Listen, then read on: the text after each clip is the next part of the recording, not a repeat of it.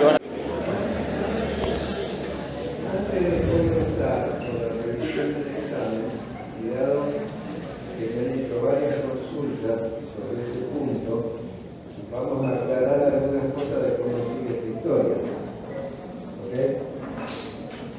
Aquellos que tienen aprobados los dos parciales, primero y segundo, desde el punto de vista de los parciales, ya están regulares. Falta la regularidad por asistencia, tutoría, todo lo demás. Pero por parciales ya estarían en condiciones de regularidad, porque se necesitan 2 sobre 3. ¿Ok? O sea que no necesitan rendir el tercer parcial integrador, a menos que estén en carrera para coloquios. ¿Se entiende? Los que están en carrera para coloquios, porque vienen con todos los parciales aprobados, con más de 24 preguntas correctas, sin haber recurrido nunca al recuperatorio, esos tienen que rendir el tercer parcial para poder llegar a coloquio. ¿Está bien? Perfecto. De modo que la próxima semana no, porque tenemos examen parcial. Pero repito, la otra semana vamos a tener una unidad temática integradora. Esa unidad temática integradora va a ser para que ustedes en las tutorías le planteen a su tutor todas las preguntas y dudas que hayan tenido. Y después en las clases de esa semana también se van a dar temas de repaso y consulta. Y la otra semana se va a rendir el tercer parcial integrador, para lo cual, ya eso va a salir publicado, los que lo van a rendir se tienen que anotar, ¿verdad? De acuerdo al número de gente que tengamos, a lo mejor lo tomamos acá en sala 7, todos juntos, vamos a ver. Bien. ¿Qué pasa con los que no han aprobado los dos parciales? Tienen que rendir el tercer parcial integrador. Si tienen un parcial aprobado y el tercer integrador aprobado, quedan regulares.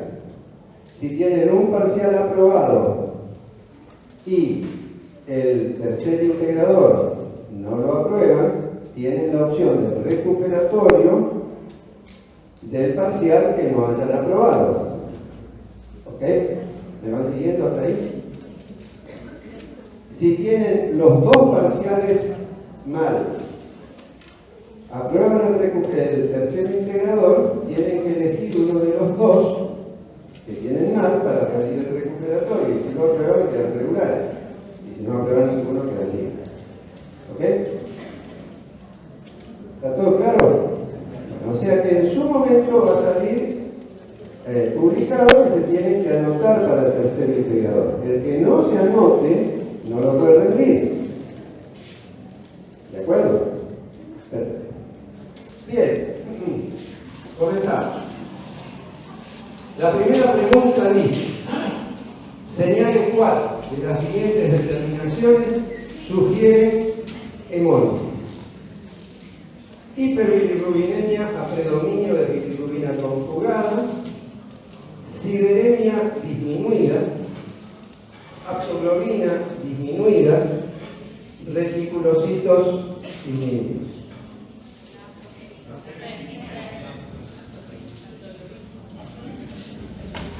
La aptoglobina disminuida es un indicador de hemólisis. ¿Por qué la primera, hiperbilirrubinemia a predominio de bilirrubina conjugada, no es correcta? Claro, porque la hemólisis produce una oferta de bilirrubina no conjugada al hígado. El hígado la conjuga todo lo que puede y la elimina hacia el polo biliar. El polo biliar se puede saturar y la bilirrubina conjugada también puede aumentar por esta razón, porque vuelve hacia la sangre, pero siempre predomina la bilirrubina no conjugada o bilirrubina inquieta. ¿Está bien? ¿Por qué sideremia disminuida no es correcto? ¿Cómo está la sideremia en la hemólisis? generalmente aumentada, o por lo menos normal si la hemólisis es leve, pero nunca disminuida. Y los reticulocitos, porque la anemia hemolítica es una anemia regenerativa. Regenerativa quiere decir que se está destruyendo eritrocitos, por la razón que sea, no importa, se están destruyendo eritrocitos, la médula está hiperproduciendo. Y los precursores nucleados de los eritrocitos que pasan a la sangre son los reticulocitos. Entonces, uno en la anemia hemolítica espera reticulocitos altos, no reticulocitos bajos. ¿Bien? Perfecto. Señale cuál de los siguientes grupos de drogas antineoplásicas puede afectar típicamente la función cardíaca. Los alcaloides de la vinca, vinblastina, vincristina, los antraciclínicos, doxorubicina, diamicina, los compuestos que contienen platino, carboplatino, etc., o las nitrosoureas. ¿Cuál de estos hace que el oncólogo, antes de darlo, hace un ecocardiograma y ve la fracción de eyección y la función ventricular? Y después, a lo largo del tratamiento, va haciendo nuevos ecocardiogramas para ver si no se ha producido toxicidad cardíaca. ¿Con cuál de estas drogas? Ustedes hacen economía de palabras, ¿eh? Antraciclínico, correcto.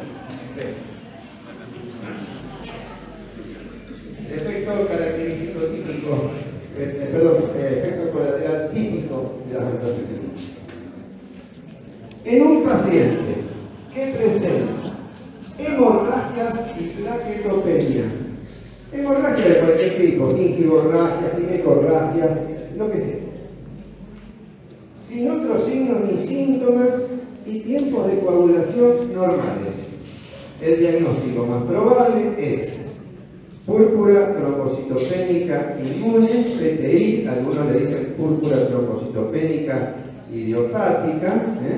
Idiopática es una palabra muy elegante para decir no sé de qué se trata, pero como sí sabemos de qué se trata, es un mecanismo inmune por anticuerpos antiplaquetarios, se la llama mejor, se sigue llamando PTI, pero es por púrpura trombocitopénica inmune.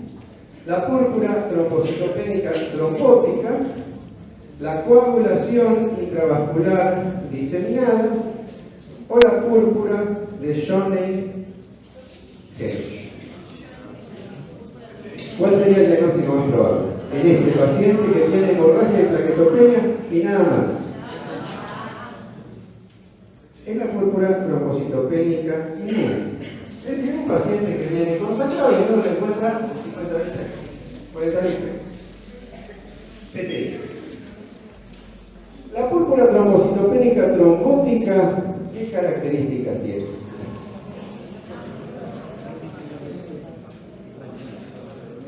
Claro, generalmente tiene síntomas neurológicos y se caracteriza por tener una trombosis intravascular y trombocitopenia, muy parecido a lo que tiene la coagulación intravascular diseminada, que en realidad también se llama la coagulación intravascular diseminada, coagulopatía por consumo. ¿Consumo de qué? Consumo de plaquetas, consumo de factores, porque hay un fenómeno de trombosis intravascular. Es decir, en definitiva, lo que hay es una endoteliopatía, hay una difusa alteración de los vasos que hace que se coagule la sangre y se consuman las plaquetas.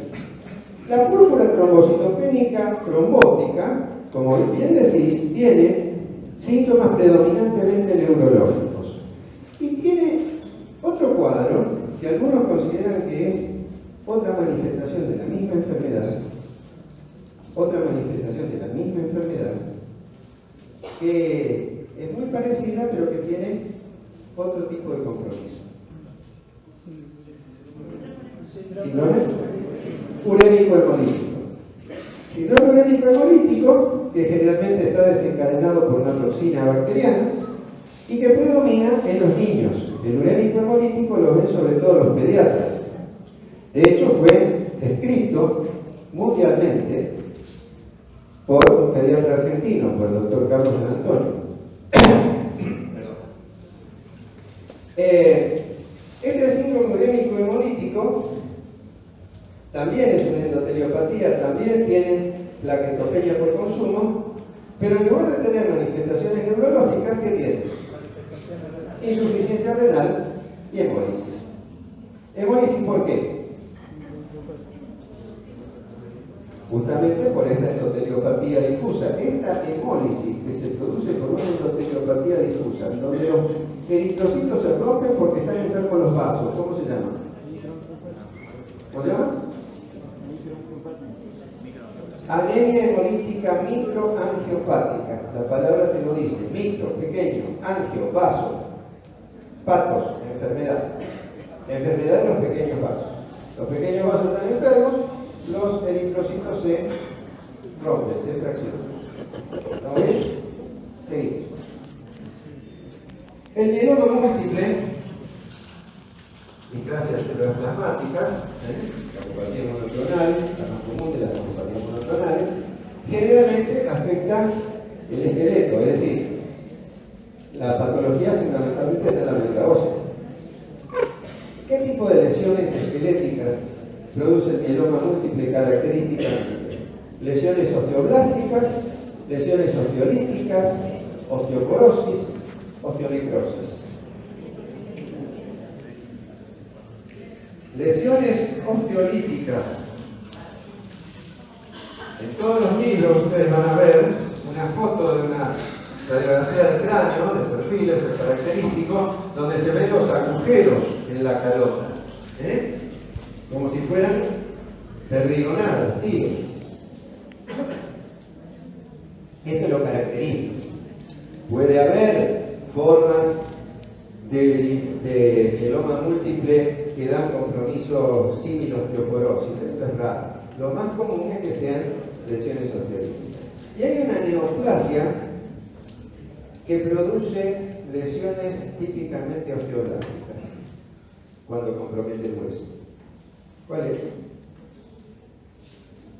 Tal vez así que uno mira una radiografía de columna y ve lesiones osteoblásticas, osteocondensantes y dice, metástasis de próstata, perfecto, perfecto, de cáncer de próstata, muy bien. Señale cuál de las siguientes formas histológicas del linfoma de Hodgkin se asocia con peor pronóstico. Bueno, esta es una pregunta de sentido común. No necesitaba haberlo estudiado para sacar esto. Predominio linfocitario, esclerosis nodular, celularidad mixta, depresión linfocitaria. Peor pronóstico. Los linfocitos tienen que ver con la inmunidad, con la inmunocompetencia, con las defensas. Si hay predominio linfocitario, ese tiene en general mejor pronóstico.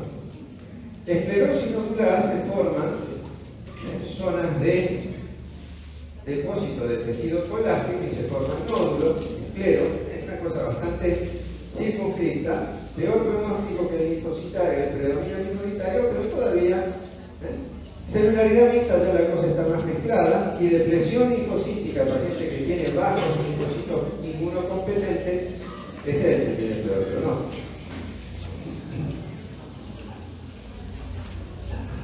Señale lo incorrecto. El secreto del multiple choice es leer bien las preguntas. Acá preguntamos lo incorrecto. En relación con el síndrome antifosfolipídico. Y las opciones son: puede ser causa de aborto espontáneo. Eso es correcto. Toda mujer que viene y dice, yo perdí 3 embarazos, pensar que puede tener un antifosfolipídico. Investigarlo. Total. Presenta trombosis arteriales y venosas. De hecho, una de las razones por las cuales hacen abortos espontáneos es por trombosis de vasos placentarios.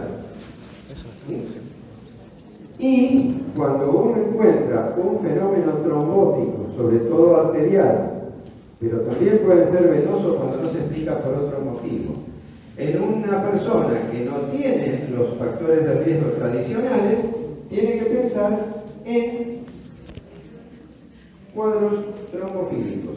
Las trombofilias, es decir, las enfermedades que predisponen a trombosis, son varias, son unas cuantas. Una de las más comunes es el síndrome antifosfolípico. Trombosis arterial hipertensa. ¿Es siempre un proceso primario? No siempre es un proceso primario. Puede ser un proceso primario, pero puede ser, y de hecho hay que buscar, que sea un antifosfolipídico secundario. ¿Secundario a qué? Secundario al lupus, secundario a otra con la fibropatía, secundario a infección por HIV, etc. No es siempre un proceso primario. ¿Predominan las mujeres? Sí, predominan. Correcto. Entonces, lo incorrecto, por ende, la respuesta correcta, es que no siempre es un proceso primario. Bien. Señale cuál de los siguientes efectos colaterales hematológicos es característico de la heparina.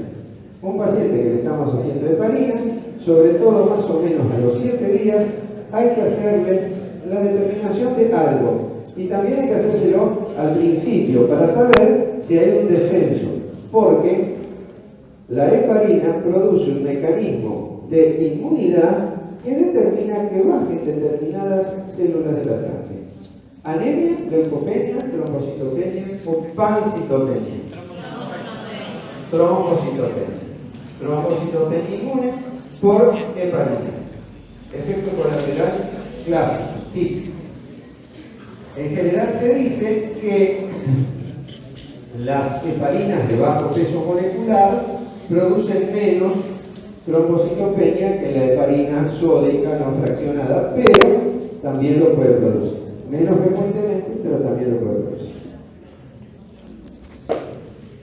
Señale cuál de las siguientes patologías endocrinas no es producida por un adenoma hipofisario. Un adenoma hipofisario se supone que se produce en la adenohipófisis. Ustedes se acuerdan que la hipófisis es una glándula que tiene 2 partes. La neurohipófisis, que es una continuación de ¿qué? La neurohipófisis es una continuación del hipotálamo. Exactamente. El hipotálamo hace un tallo y el tallo neurohipófisis. Por delante hay una glándula que es la adenohipófisis, en donde se pueden formar adenomas. Entonces, ¿cuál de estas enfermedades no es producida por un adenoma? La acromegalia es producida generalmente por un adenoma productor de ¿qué hormona? Somatotropina u hormona de crecimiento, GH, growth hormone. Hiperprolactinemia, adenoma prolactínico se llama, suele dar en la mujer, ¿qué síntoma? Galactorrea. En el hombre, excepcionalmente también, pero sobre todo en el hombre que da el adenoma prolactínico. Bueno, más que hipogonadismo, puede dar ginecomastia y puede dar disminución de la libido, no disfunción eréctil. Cuando un paciente consulta por un trastorno de la función sexual, hay que diferenciar, ¿es un trastorno de la función eréctil o es disminución de la libido? O es las dos cosas.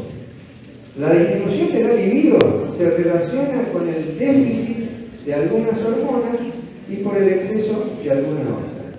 ¿Cuáles son las 3 hormonas que no se pueden dejar de investigar en un varón que tiene disminución de la libido?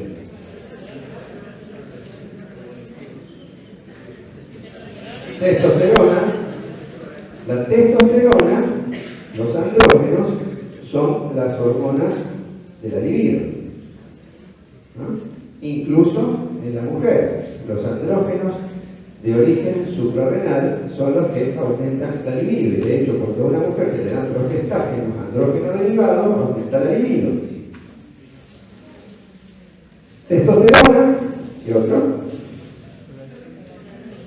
¿Perdón? En vez de duro de oído, levante la voz. Bueno, prolactina, justamente, hiperprolactinemia. ¿Y la otra, la tercera? Exactamente, hormonas tiroideas. El hipotiroidismo, el hipoandrogenismo y la hiperprolactinemia son las tres causas hormonales más comunes de la disminución de la libido en el varón. ¿Ok? Cushing hipofisario, dice acá, porque el Cushing no siempre es hipofisario. Algunas veces es suprarrenal. Hay una hiperplasia de la suprarrenal, que es lo que determina aumento de cortisol y es lo que determina la manifestación del Cushing. Pero tampoco ese es el Cushing más común. ¿Cuál es el Cushing más común? El iatrogénico, exactamente. El paciente tiene la manifestación somática del Cushing, que es obesidad central, cara de luna llena, jiba de búfalo, ¿se acuerdan? Estrías cutáneas. Es característico el Cushing. Es lo que yo llamo diagnósticos de sala de espera. Una vez la puerta, se pone de pie un paciente y le tiene Cushing. Es fácil. Bueno, este es el Cushing hipofisario. Esto es producido por una adenoma de la adenoprófisis. Sí. ¿La diabetes insípida? ¿Dónde se produce la qué? ¿Qué hormona? Antidiurética. ¿Dónde se produce? En el núcleo supraóptico y paraventricular del hipotálamo, que tiene comunicación por el tallo hipofisario hacia la neurohipófisis. Diabetes insípida. Diabetes insípida. ¿Qué no me interesa? ¿Por qué se llama diabetes y por qué se llama insípida?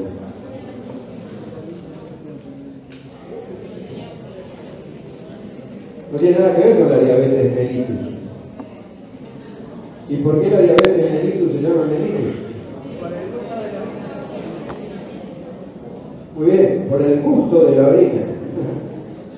Thomas Willis, año 1600 y pico, siglo XVII, fue el que describió que la orina de los pacientes diabéticos tenía, él lo dice, el taste of honey, un gusto a miel. Eso era el semiólogo, tipo, vio el gusto. ¿Por qué? Porque las moscas estaban alrededor de la orina que se juntaban en los locales. Por eso se llamó diabetes mellitus. Esta que es una diabetes en donde no hay glucosuria, se llama, por contrapartida, insípida, que quiere decir sin sabor. Esta comida es insípida, dice, no te gusta nada. Bueno, pero ¿por qué se llama diabetes? ¿Cómo?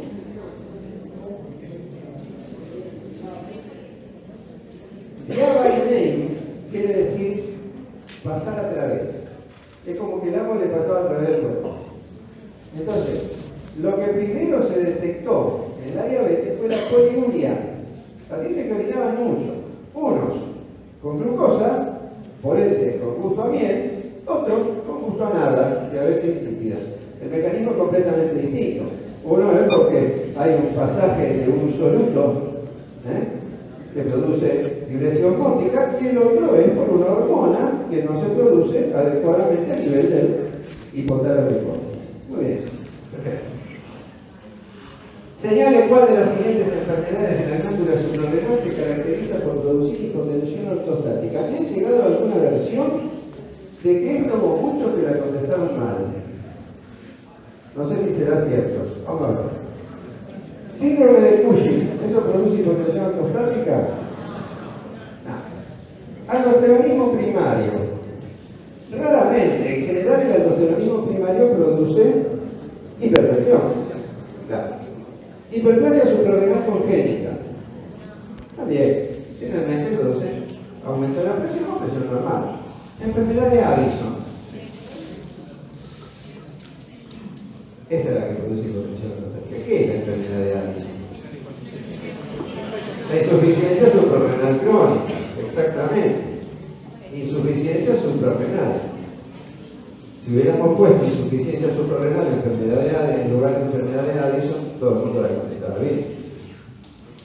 No es para que la contesten mal, que le puse enfermedad de Addison. Es para que sepan que la enfermedad de Addison es la insuficiencia suprarrenal crónica. El paciente le dice, doctor, yo tengo Addison. Me pongo a buscar en internet. Eso lo tienen que manejar. Enfermedad de Addison. Generalmente los pacientes que tienen Addison vienen con hipotensión ortostática. ¿Y qué es lo que les llama la atención cuando lo miran? La hiperpigmentación. Perfecto. La hiperpigmentación. ¿Por qué es la hiperpigmentación? El paciente tiene insuficiencia suprarrenal, por lo tanto tiene elevada ¿qué hormona de la hipófisis? La ACTH, adenocorticotrofina. La adenocorticotrofina es una molécula de 39 aminoácidos, los 13 primeros de los cuales son idénticos a la de la melanóforo dispersante o melanocito estimulante. Entonces son pacientes que tienen color de la piel como si hubieran estado tomando sol. Existe lo que se llama el Addison blanco, el Addison sin hiperpigmentación, pero es blanco. Bien. Señale cuál de las siguientes 4 insuficiencias puede producir un hiperparatiroidismo secundario. La insuficiencia cardíaca, la insuficiencia hepática, la insuficiencia renal o la insuficiencia pancreática. La insuficiencia renal, por supuesto. ¿Por qué? Porque la insuficiencia renal tiene una incapacidad de la excreción de fosfato, aumenta la fosfatemia, disminuye la fosfaturia. El producto fosfocálcico se altera a expensas de una hiperfosfatemia y una hipocalcemia. La hipocalcemia es sensada rápidamente por la paratiroides y la paratiroides manda paratormona para que la calcemia se mantenga más o menos dentro de ciertos niveles, porque la calcemia es muy importante para un montón de funciones. Para la función del músculo esquelético, para la función del músculo cardíaco, para la función cerebral, etc. Entonces, la paratormona, ¿qué hace? Produce reabsorción ósea. La mayor parte del calcio del organismo está en el hueso. La paratormona es una hormona demoledora del hueso. ¿Qué otra cosa? Aumenta la reabsorción de calcio, muy bien, y sobre todo activa un metabolito hormonal. Perdón, no de hormonal, vitamina. ¿Vitamina? Concretamente, la 1,25 vitamina D3 o 1,25-hidroxicole-calciferol. Acuérdense que la vitamina D se fija a través de la exposición solar, se hace una hidroxilación hepática en la posición 25, después en posición 1 en el riñón, o sea que tiene 2 hidroxilos, uno en posición 1 y en posición 25. Es lo que para los íntimos es el 1,25 hidroxicolina. Bien. Bueno, la insuficiencia renal. Perfecto, muy bien. La mayoría de los hipotiroidismos se debe a fallo tiroideo primario, fallo hipofisario, fallo hipotalámico, otras causas. La mayoría de los hipotiroidismos. Fallo tiroideo primario, claro. La gran mayoría.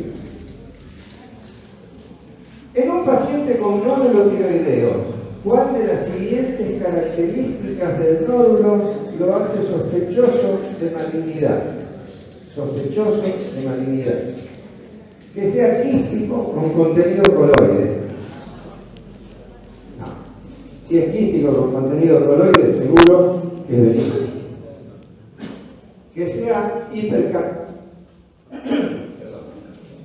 hipercaptante, o sea, un nódulo caliente centellográficamente. Los nódulos malignos habitualmente son hipocaptantes, fríos centellográficamente. Que tenga vascularización interna en el estudio con Doppler color. Los nódulos benignos generalmente tienen vascularización periférica. Tienen vascularización periférica y no tienen vasos que penetran al nódulo. Si tienen vasos que penetran al nódulo, eso le tiene que hacer pensar en malignidad. Que sea palpatoriamente desplazable sobre planos profundos, eso no indica malignidad. Lo de la vascularización central, interna, es lo que hace pensar en que ese nódulo puede ser maligno. Señale lo incorrecto en relación con el asma. Se trata de una obstrucción reversible de la vía aérea. Eso es verdad. Eso es correcto, eso es típico. La obstrucción fija de la vía aérea es la enfermedad pulmonar obstructiva crónica. Claro. No constituye una enfermedad potencialmente mortal. Puede ser mortal. Esto está puesto intencionadamente porque en los viejos libros de medicina se decía, hay una frase típica, que el asma no es mortal. Eso es un error grave. Existe asma potencialmente mortal. Eso es incorrecto y por lo tanto es la correcta nuestra, ¿no? Los corticosteroides en el tratamiento crónico se administran por vía inhalatoria, eso es correcto. En el tratamiento de la crisis aguda, el corticoide se puede dar endovenoso, pero en el tratamiento crónico se da por vía inhalatoria. Y eso le ha cambiado la historia al asma. Las infecciones de la vía aérea, por ejemplo, que un paciente haga una bronquitis bacteriana, es una frecuente causa desencadenante de una crisis. Eso es habitual. Que un paciente asmático hace una bronquitis y hace una crisis. Bien. En la patente espirométrica obstructiva, lo más característico es obstructiva. Es decir, estamos hablando de asma, de enfermedad pulmonar obstructiva crónica, etc. La disminución de la capacidad vital, la disminución del volumen residual, la disminución de la capacidad pulmonar total o la disminución del volumen respiratorio forzado en el primer segundo. La obstrucción es fundamentalmente expiratoria. Entonces, nosotros el que le hace la espirometría le dice, inspire hondo, perdón. Disculpen.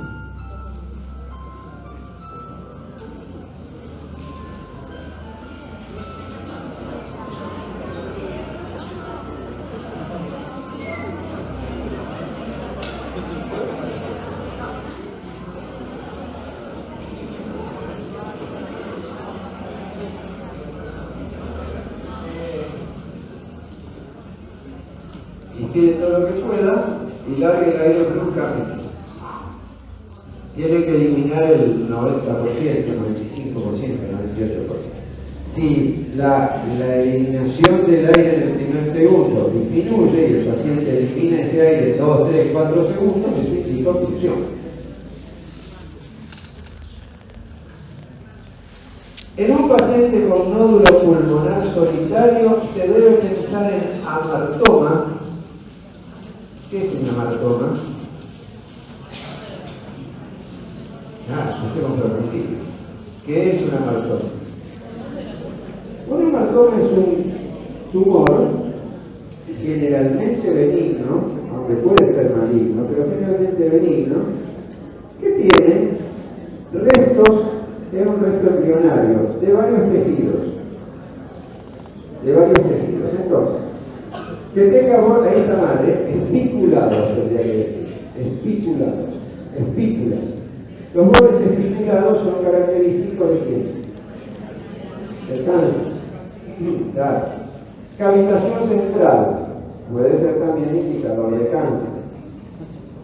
Contenido óseo, cartilaginoso y de otros tejidos.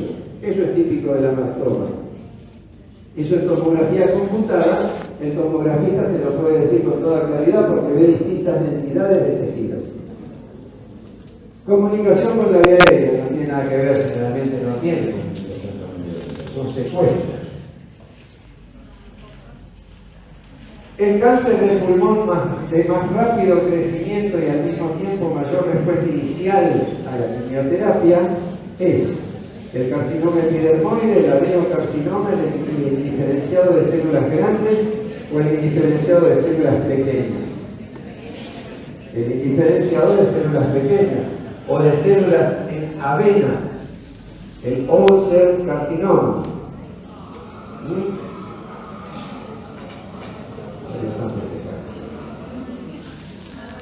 Un efecto colateral frecuente de los beta-2 agonistas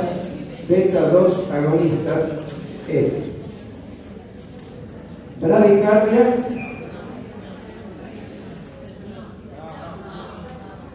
receptor beta.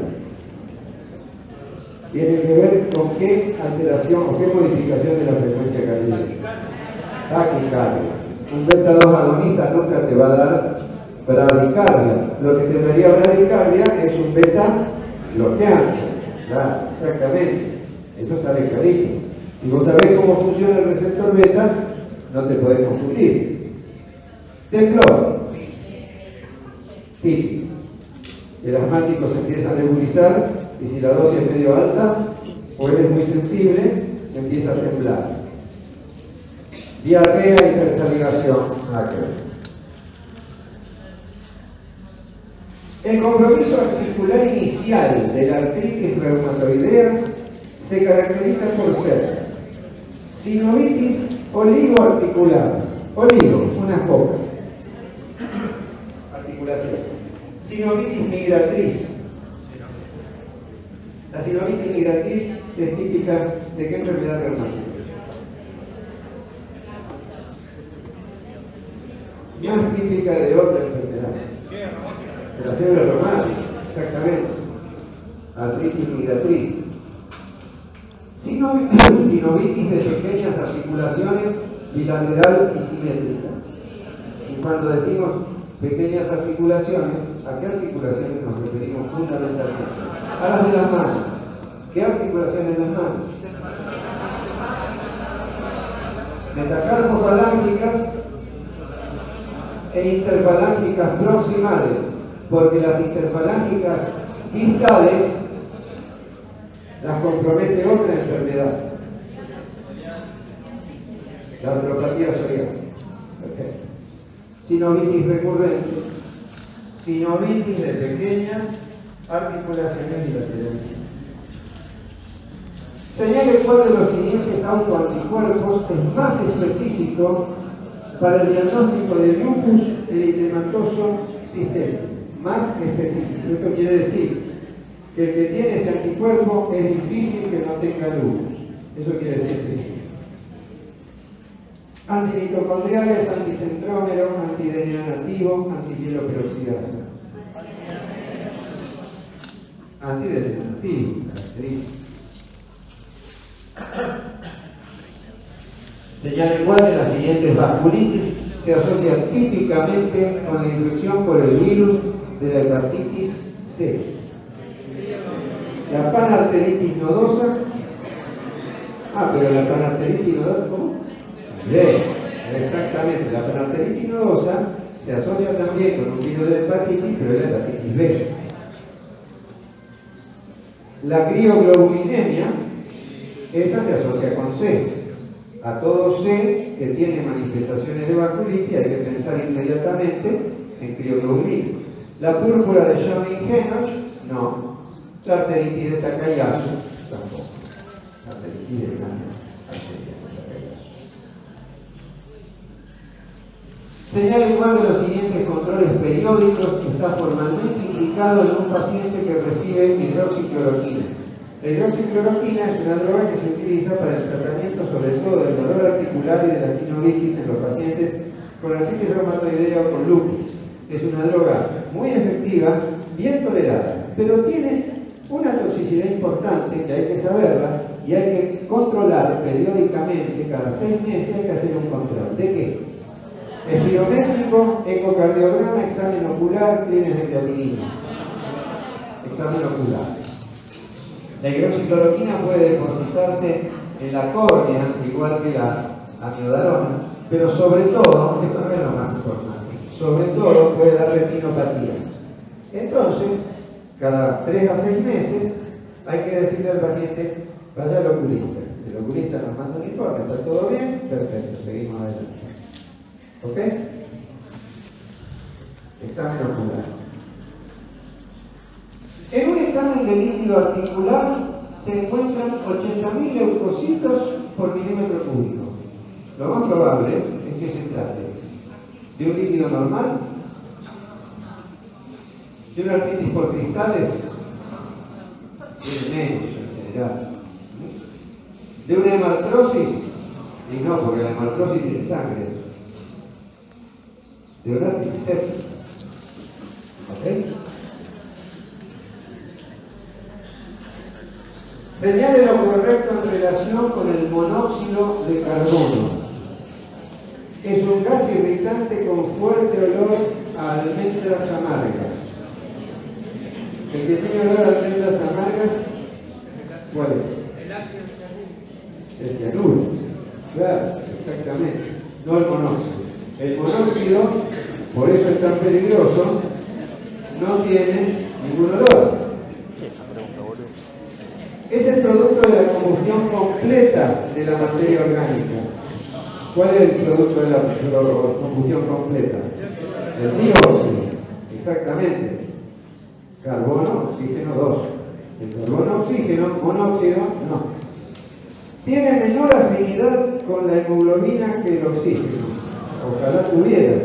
Justamente es mortal porque es altamente afín con la hemoglobina. La mayoría de las intoxicaciones con este gas son accidentales, por supuesto.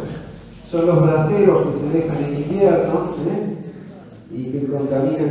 O aquel paciente, aquella persona, ha pasado, que se tira abajo del auto a arreglarlo, con el auto en marcha, en un garage cerrado, y termina muerto. Les doy este ejemplo porque lo hemos visto. Okay. ¿Cuál de las siguientes afirmaciones sobre el mecanismo de transmisión de la tuberculosis es falsa? Es falsa. La vía de transmisión habitual es la aérea. Seguro, absolutamente. Es frecuente la transmisión por fomites, por comites. ¿Qué son? Objetos inanimados que pueden tener bacterias que transmiten enfermedades, puede ser cualquiera, una lapicera, una corbata, un celular. Hay estudios que han demostrado que hay tipos que tienen los celulares con más enterobacterias que un inodoro. ¿Saben por qué? Porque lo usan en el baño. No hay tipos que no pueden vivir sin el celular. No se rían porque eso es cierto lo que estoy diciendo. Hay estudios que han demostrado eso. El contagio, bueno, ¿es frecuente la transmisión por fómite de la tuberculosis? Para nada. El contagio depende del periodo de contacto íntimo. Es relativamente frecuente que personas expuestas no se infecten. ¿Eso es correcto? Correcto. ¿Y eso a qué se debe? Y se debe a inmunidad, por supuesto. Por supuesto. La infección es siempre un interjuego entre la bacteria y la inmunidad del individuo. Hay bacterias que son tan agresivas, por ejemplo, el meningococo, que pueden producir una meningococcemia en una persona inmunológicamente competente. Pero eso no es lo habitual. Y hay otros que son gérmenes que habitualmente al común de la gente no les producen enfermedades, pero un paciente muy inmunodeprimido, ejemplo típico, HIV, SIDA avanzado, bajo CD4, Le produce infecciones graves.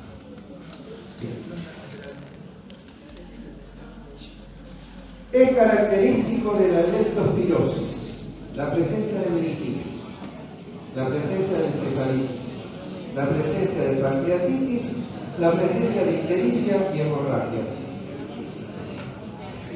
Esta está cansada. ¿Por qué? Porque la leptospirosis o enfermedad de Bell, cuando Bell la describió, ¿cómo la llamó? Leptospirosis icterohemorrágica. No es tal vez la forma más común de presentación, la ictericia hemorrágica, pero se puede presentar con otras manifestaciones. Alteraciones del estado general, plaquetopenia, etc. Pero siempre es característico el compromiso hepático, renal, y la posibilidad de que hagan hemorragia. ¿Cuál de las siguientes drogas se utiliza para la quimioprofilaxis, o sea, prevención de la tuberculosis? Rifampicina, rifabutina, isoniazida, piracinamida. Isoniazida. Perfecto.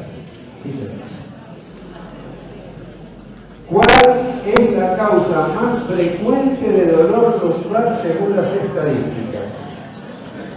Cualquiera, seguro que todos nosotros, ahora ustedes que son muy jóvenes, han tenido alguna vez dolor menstrual. ¿Ok? Metástasis. Hernia de disco. No es lo más común. Contractura muscular. Fractura vertebral. Lo más común, contractura muscular. Y al paciente que tiene contractura muscular, ¿qué hay que decir? ¿Que se quede quieto o que siga activo? Que siga activo. Que siga activo, absolutamente. La contractura muscular mejora con la actividad, a diferencia de las otras, por ejemplo, la hernia de disco, que hay que ponerlo en reposo. Pero a cualquiera de ustedes le puede haber pasado que se levantan a la mañana contracturado, embarado, con dolor, y empiezan a hacer ejercicio, se van a caminar, van al gimnasio, y se lo pasan. Eso es lo que pasa.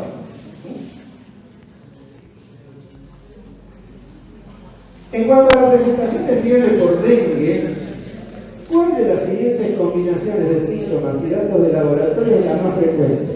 Esto parece muy complicado, pero es así.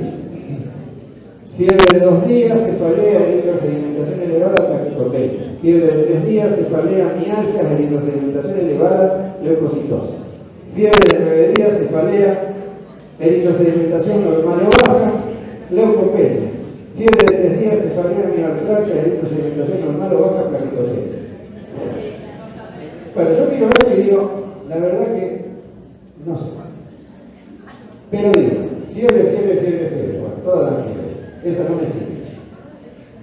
El dengue es una enfermedad viral. ¿Ok? Generalmente las enfermedades virales como tienen la eritrosis. Salvo excepciones, normal. Por lo tanto, la opción A y la opción B la sacan. Me quedan las cigaderas.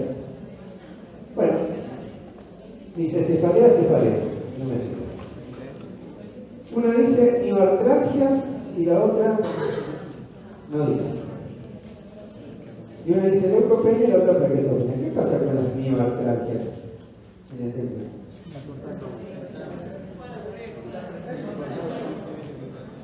El vulgo, es decir, el común de la gente le dice a la fiebre por dengue, la fiebre quebranta huesos, de un dolor articular y óseo espantoso. Eso es característico del dengue. Entonces, en ese lío bárbaro, en ese maremango, sale bastante fácil. Si no sabían, se introducía plaquetopenia, no se sabía. ¿Ok? Cuando Descartes decía, en el discurso del método, usted tiene un problema muy complejo, trate de desglosarlo en varios problemas sencillos. Y luego solucionando el problema uno. La brucelosis es una zoonosis producida por el genio brucelo y sus especies. La vía de transmisión al hombre más frecuente es La cutánea mucosa, la aerógena, la gastrointestinal. Por esta razón, los más expuestos son los matarifes, los que trabajan en el frigorífico, los que carnean, porque se contaminan por vía de piel y de mucosas.